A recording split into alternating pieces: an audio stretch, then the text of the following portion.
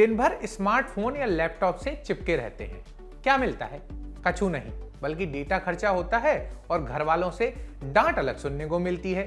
सोचिए कि इंटरनेट पर सर्फिंग भी हो जाए और कमाई भी, तो कितना सही रहेगा। घबराइए नहीं, क्योंकि हम इंस्टाग्राम से पैसा बनाने वाली कोई ज्ञान नहीं देने वाले। सब कुछ होगा जेन्युइन तरीके से और पैसे भी मिलेंगे 1.2 मिलियन डॉलर, बोले तो लाखों करोड़ों में। अब ये होगा कैसे, वो आपको पता चलेगा आज के टेकमार खा में। जुगाड़ पर चर्चा में बात स्मार्टफोन में ऑटो डाउनलोड और ब्लॉक अकाउंट को अनब्लॉक करने की।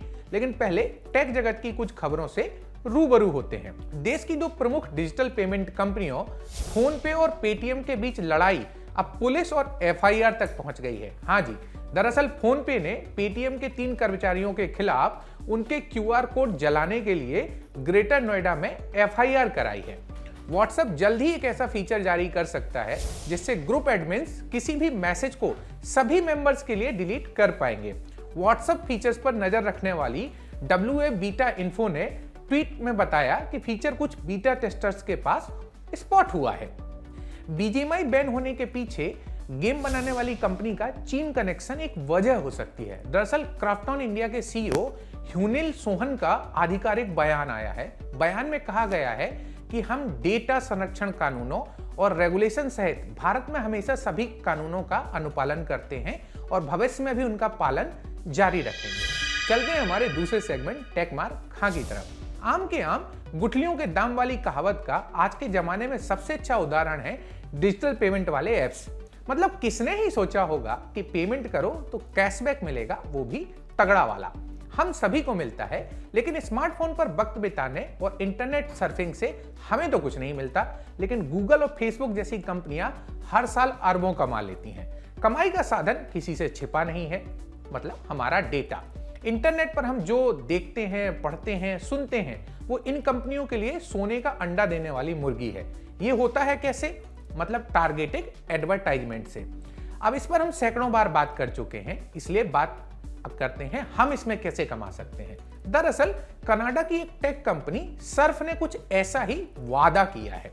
कंपनी ने पिछले साल एक ब्राउजर एक्सटेंशन सर्फ नाम से बाजार में उतारा। एक्सटेंशन तो आप समझते होंगे, क्रोम पर खूब इस्तेमाल भी किया होगा।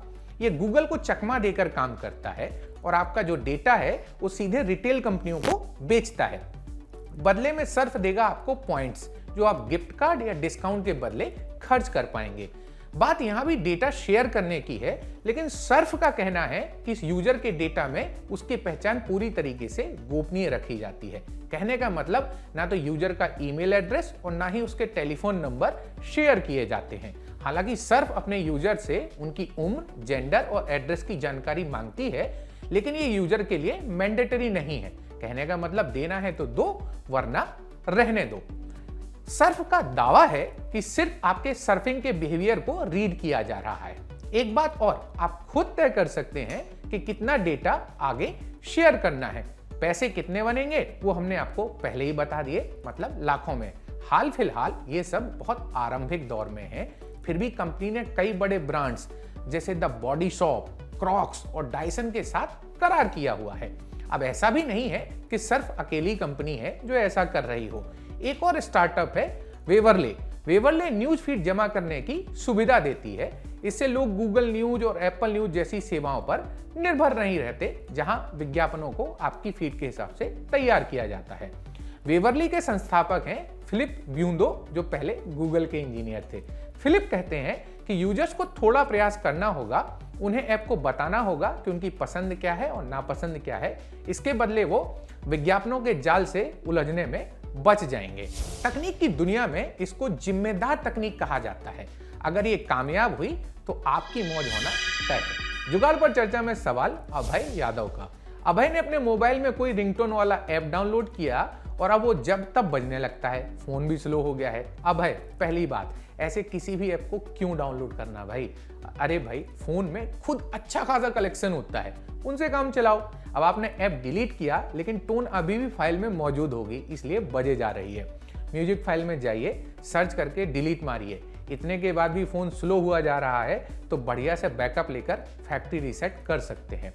सुमित राणा का सवाल है कि डिजिटल पेमेंट ऐप्स को ब्लॉक करने के बाद फिर से अनब्लॉक करने के लिए क्या करना पड़ेगा। सुमित, कहीं जाने की जरूरत नहीं है। हमने जो नंबर आपको बताए थे उन पर कॉल कीजिए, जो डिटेल मांगे जाएं या जो प्रोसेस है उसको फॉलो करिए। उम्मीद है आपका काम हो जाएगा। ये था आज का हमारा लल्लन टेक शो। कैमरा संभाला है जतिन ने, मैं हूं सूर्यकांत। देखते रहिए लल्लन टॉक।